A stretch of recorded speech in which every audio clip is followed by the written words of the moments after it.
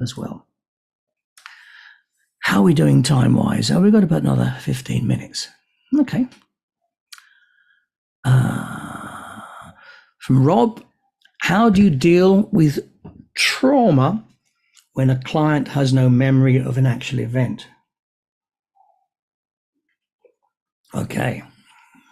Maybe you can answer this with a couple of case studies. Okay, the first one. A woman came to see me and she said she wanted me to work with her on sexual abuse. And she wanted to uncover the trauma of it and work through it. Okay. She wanted me to use regression to do this. So I started working with this fairly early on in my career. I started working with her and we weren't getting anywhere. And basically everything we did, we couldn't find anything traumatic. We couldn't find any sexual abuse. There was no emotion, nothing there. And after a couple of sessions of this, I said to her, okay, so let me ask you some more questions. You know, I should have asked this right at the beginning, but it was early on in my career. And I said, so you tell me, how do you know that you were sexually abused? Because you can't remember, and then we're trying to get this and I can't find anything there. How do you know it happened? You know? And you know what she told me? She said, years and years ago, I went to a hypnotherapist and for therapy, not for sexual abuse, for therapy. And he told me that in hypnosis, he told me I'd been sexually abused. I thought, shit, this poor woman been going through this. And I said to her, well, you know, to be honest, I think this never happened. And I think you're responding hypnotically to something he said to you. We don't know why he said that. He said, but he was a very good hypnotherapist, a very good guy, very nice guy, very helpful. And I said, what do you mean? She said, oh, because when, you know, after that, we started dating. I said, what? She said, yeah, we started dating when we had a relationship. I thought, no, this doesn't sound right at all. This is completely wrong. Okay. So in this case, how do you deal with something, a trauma that even the client can't remember, is an example how that can go wrong and how you're going to look out for something like that. What I did with her, I said, listen, I'm willing to work on this, but not really the way you've been asking me to, because we're not getting anywhere. I'd like to work a little bit on that relationship you had with this hypnotherapist and what happened at the time. And she refused. And then she left and we never went any further in the therapy. One case study. Another case study, a woman came to see me and she said that her relationship with her mother was becoming even more distant than it had been. And that the family, there was the father wasn't around anymore, just the three girls, a sister, her and her mother, and that her sister and her mother and her had never ever hugged, could never be close physically.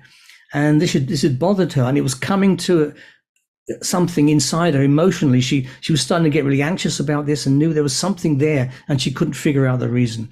And she couldn't remember anything that would indicate why this was.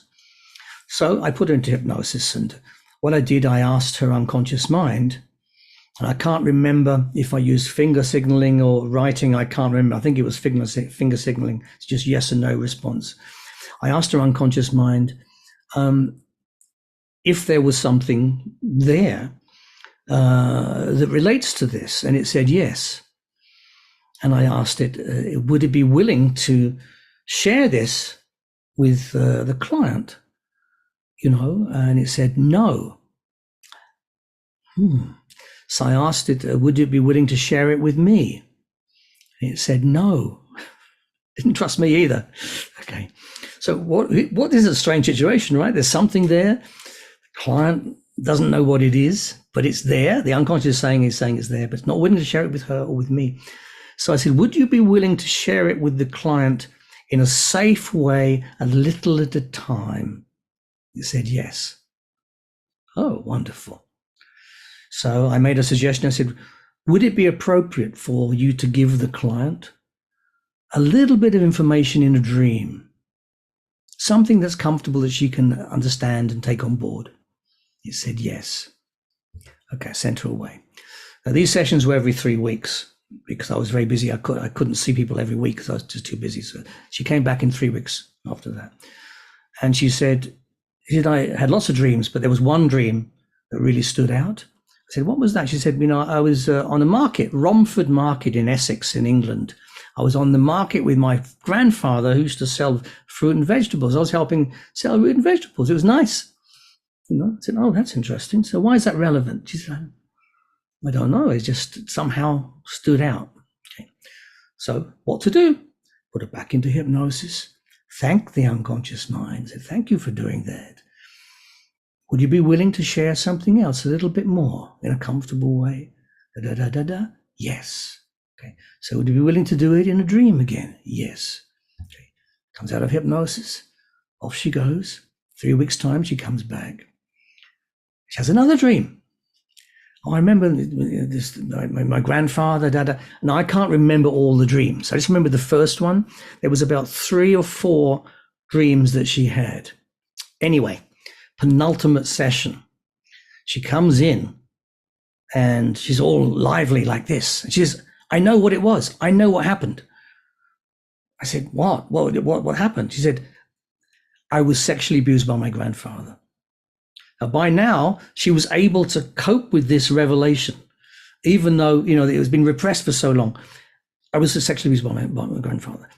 I said, so would you sit down? She said, no. I said, I'm going to confront my mother about this. I said, no, hang on. You sit down. We need to talk about this. He said, no. I didn't want to go off to the mother straight away. And she said, no, I've just come to tell you. I'm not going to have a session. I'm going to go and confront my mother about it now. Now I've shared it with you. She confronted her mother and she came back in for a final session. You know what happened? She confronted her mother. Her mother said, yes, I know.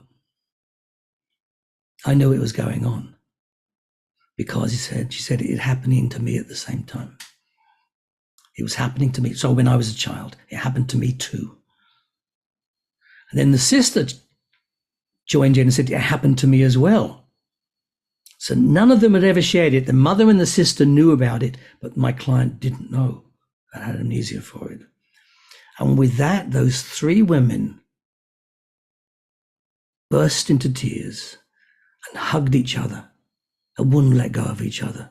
For the first time in their lives, they came together as a family. Amazing response. Okay. They healed that between the 3 of them.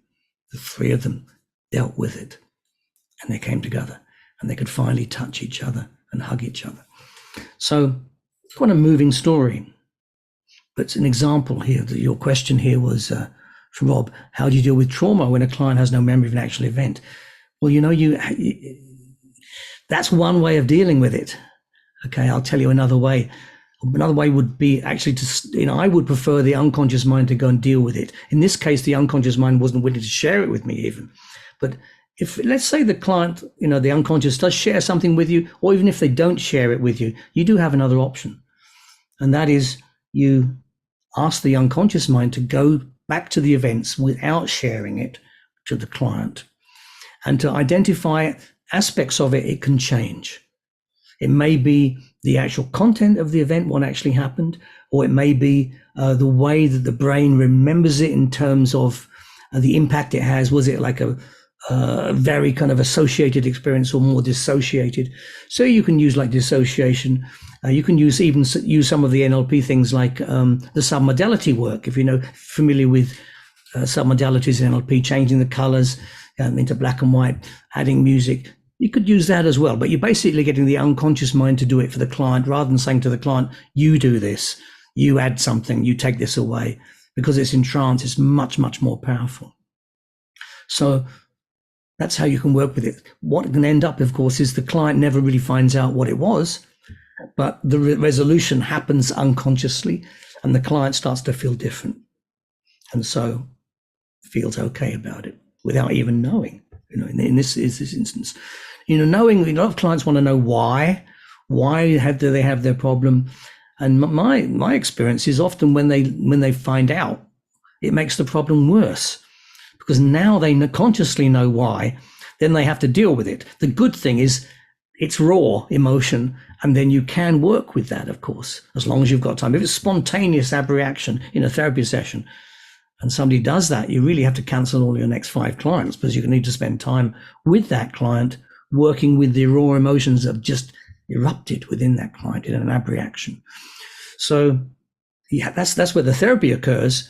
It's working through the content. Knowing the why is not going to necessarily make the client feel any better, and say it often make the client feel worse.